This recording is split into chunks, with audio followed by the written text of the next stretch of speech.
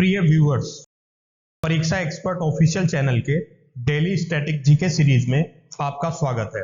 इस सीरीज में हम प्रतिदिन आपके लिए UPSC, state PSC, SSC, RRB banking तथा विविध परीक्षाओं से संबंधित 10 प्रश्न व्याख्या सहित लेकर प्रस्तुत होंगे। हम आशा करते हैं कि ये प्रश्न आपकी परीक्षाओं की तैयारी में सहायक सिद्ध होंगे। चलिए शुरू करते हैं पहले क्वेश्चन से। उत्तराखंड के किस भाग में पाताल तोड़ कुएं पाए जाते हैं? ऑप्शन ए भाबर में, ऑप्शन बी तराई में, ऑप्शन सी शिवालिक पहाड़ियों में, ऑप्शन डी उपयुक्त में से कोई नहीं। इसका सही आंसर है ऑप्शन बी तराई में। एक्सप्लेनेशन देख लेते हैं। पाताल तोड़ कुएं ऐसे प्राकृतिक जल स्रोत होते हैं जो धरातल से स्वतः ऊपर प्रकट होते हैं और सतह पर जल निकलता रहता है, परंतु जल स्रोत तथा पाताल तोड़ कूप में अंतर होता है। प्रथम में जल स्वतः ऊपर आ जाता है, परंतु दूसरे में मनुष्य को धरातलीय सतह पर पहले कुआं खोदना पड़ता है, बाद में जल स्वतः निकलने लगता है। पाताल तोड़ कुएं भारत में तराई क्षेत्र में पाए जाते हैं। नेक्स्ट क्वेश्चन देख लेते हैं। भारत में भू आकारों की रचना के संबंध निम्नलिखित कथनों पर मनन कीजिए। एक, संरचनात्मक दृष्टि से मेघालय पठार दक्कन पठार का ही विस्तारित भाग है। 2, कश्मीर घाटी की रचना एक संभिनति से में हुई है। 3, गंगा मैदान की रचना एक अग्रग्रथ में हुई है।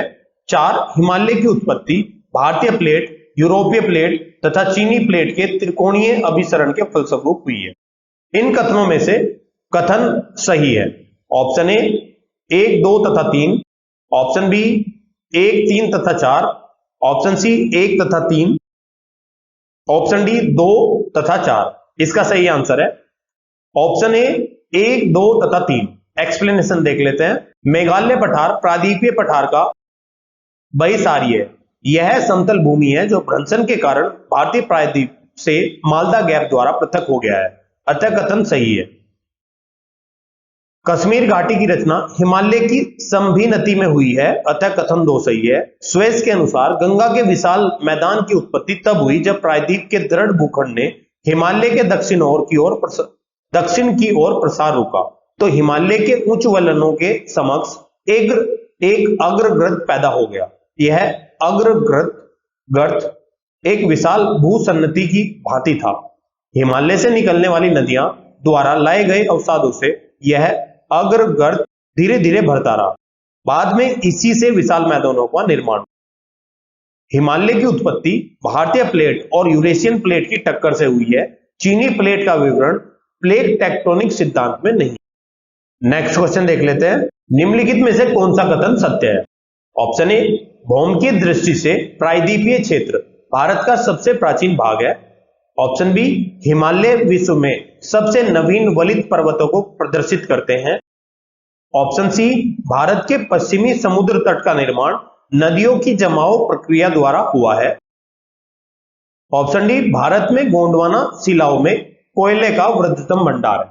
इसका सही आंसर है ऑप्शन सी, भारत के पश्चिमी समुद्र तट का निर्माण नदियों की जमाव क्रिया द्वारा हुआ है। एक्सप्लेनेशन देख लेते हैं। भारत के पश्चिमी समुद्र तट का निर्माण नदियों की जमाव क्रिया द्वारा नहीं बल्कि भूमि के उत्थान एवं निर्गमन के कारण हुआ है। भारत में कोयला का विशाल भंडार यहाँ की गोंडवाना शैलों में पाया जाता है। हिमालय विश्व में सबसे नवीन वलित पर्वतों में से एक है। भौम की दृष्टि से प्रायद्वीपीय क्षेत्र भारत का सबसे प्राचीन भाग है, अतः स्पष्ट है कि विकल्प सी असत्य है। नेक्स्ट क्वेश्चन देख लेते हैं। सूची 1 को सूची 2 के साथ सुमेलित कीजिए और सूचियों के नीचे दिए गए कूट का प्रयोग कर सही उत्तर का चयन कीजिए। सूची 1, ए दक्कन ट्रैप, बी पश्चिमी घाट, सी अरावली, डी नर्मदा ताप्ती जलोढ़ निक्षेप। सूची 2, उत्तर नूतन, 2 प्री कैम्ब्रियन, 3 क्रीटेशियस, 4 कैम्ब्रियन, 5 अत्यंत न्यूनतम। कूट option A A3 B5 C1 D4, option B A3 B1 C2 D5, option C A2 B1 C3 D4, option D A1 B4 C2 D5।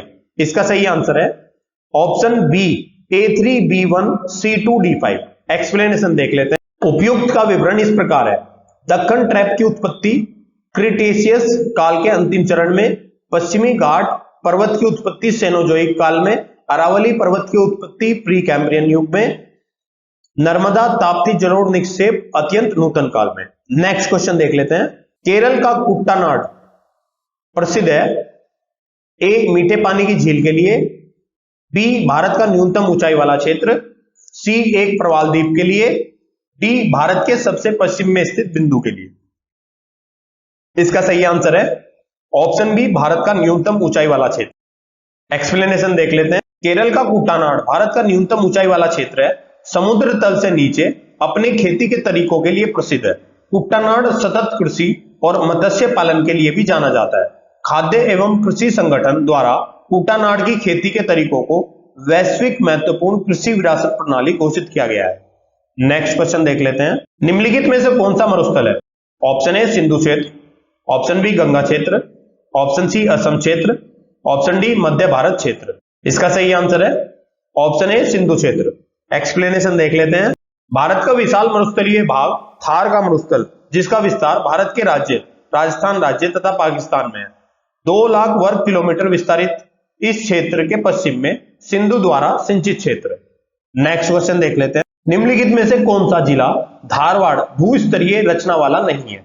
Option A Munger, option B Rohtas, option C Jamui, option D Nawada. इसका सही answer है option B Rohtas. Explanation देख लेते हैं। बिहार में धारवाड़ भूस्तरीय रचना वाले जिले दक्षिण पूर्व बिहार के अंतर्गत आते हैं।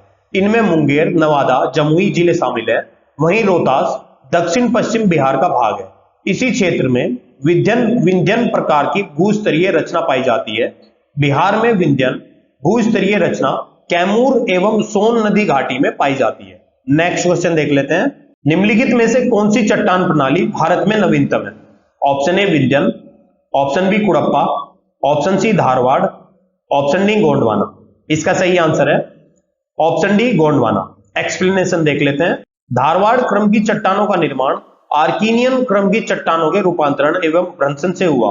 ये शिलाएं अत्यधिक धात्विक हैं, जिनमें सोना, लोहा, मैग्नीज, अभ्रक, कोबाल्ट, क्रोमियम, तांबा, टंगस्टन, सीसा आदि खनिज प्राप्त होते हैं। कुड़प्पा क्रम की चट्टानों का निर्माण धारवाड़ क्रम की चट्टानों के बाद हुआ है। विंध्यन क्रम की चट्टानों का निर्माण कुड़प्पा क्रम की चट्टानों के बाद हुआ है। इनमें चूने का पत्थर, बलुआ पत्थर, चीनी मिट्टी तथा वर्ण मिट्टी प्राप्त होती है। विंध्यन क्रम की चट्टानों के काफी समय बाद गोंडवाना क्रम की चट्टानों का निर्माण हुआ है। भारत का अधिकांश कोयला गोंडवाना क्षेत्र से ही प्राप्त होता है। इस क्षेत्र का कोयला उच्च श्रेणी का होता है। यहाँ सर्वाधिक बिटुमिनस कोयले की प्राप्ति होती है। इसमें सल्फर की मात्रा न्यून होती है। नेक्स्ट क्वेश्चन देख लेते हैं। निम्न वक्तव्यों पर विचार कीजिए और सही उत्तर का चयन नीचे दिए गए कूट से कीजिए। कथन ए, हिमालय से निकलने वाली सभी नदियां सतत वाहिनी है। कारण आर, हिमालय अपनी वर्षा का अधिकांश दक्षिण पश्चिमी मानसून से प्राप्त करता है। कूट ऑप्शन ए तथा आर दोनों सही हैं तथा आर एक ही सही व्याख्या है। ऑप्शन बी, ए तथा आर दोनों सही हैं तथा आर एक ही सही व्याख्या नहीं है। ऑप्शन सी, ए सही है परंतु आर गलत है। ऑप्शन डी, ए गलत है परंतु आर सही है। इसका सही आंसर है ऑप्शन बी, ए तथा आर दोनों सही हैं तथा आर एक ही सही व्याख्या नहीं है। एक्सप्लेनेशन देख लेते हैं। हिमालय से निकलने वाली सभी नदियां सतत वाहिनी है। इसका प्रमुख कारण इन नदियों के उद्गम स्रोत का हिमानियों में स्थित होना है। हिमालय अपनी वर्षा का अधिकांश भाग दक्षिण पश्चिम मानसून से ही प्राप्त करता है। अतः कथन एवं कारण दोनों सत्य हैं, परंतु कारण कथन की सही व्याख्या नहीं करता है। नेक्स्ट क्वेश्चन देख लेते हैं। हिमालय की रचना समानांतर वलय श्रेणियों से हुई है, जिसमें से प्राचीनतम श्रेणी है। ऑप्शन ए शिवालिक श्रेणी, ऑप्शन बी निम्न हिमालय, ऑप्शन सी वृद्ध हिमालय श्रेणी, ऑप्शन डी धौलाधर श्रेणी। इसका सही आंसर है ऑप्शन सी वृद्ध हिमालय श्रेणी। एक्सप्लेनेशन देख लेते हैं। उपयुक्त विकल्पों के अनुसार वृद्ध हिमालय सबसे प्राचीनतम श्रेणी है, उसके पश्चात लघु हिमालय श्रेणी तथा शिवालिक सबसे नवीनतम श्रेणी है। वृद्ध, लघु एवं शिवालिक हिमालय श्रेणियों का उत्थान टर्सरी काल के विभिन्न युगों में हुआ है। प्रिय व्यूअर्स, हम आशा करते हैं कि ये वीडियो आपको अच्छी लगी होगी। कृपया अपने फीडबैक एवं सजेशंस कमेंट बॉक्स में दें। हम आपके सजेशंस के अनुसार वीडियो को और बेहतर बनाने का प्रयास करेंगे। इस वीडियो की पीडीएफ प्राप्त करने के लिए आप हमारे टेलीग्राम चैनल से जुड़ सकते हैं, जिसका लिंक वीडियो के डिस्क्रिप्शन में दिया गया है। आप हमारी वेबसाइट www.parikshaexpert.com पर जाकर किसी भी एग्जाम की टेस्ट सीरीज ज्वाइन कर सकते हैं।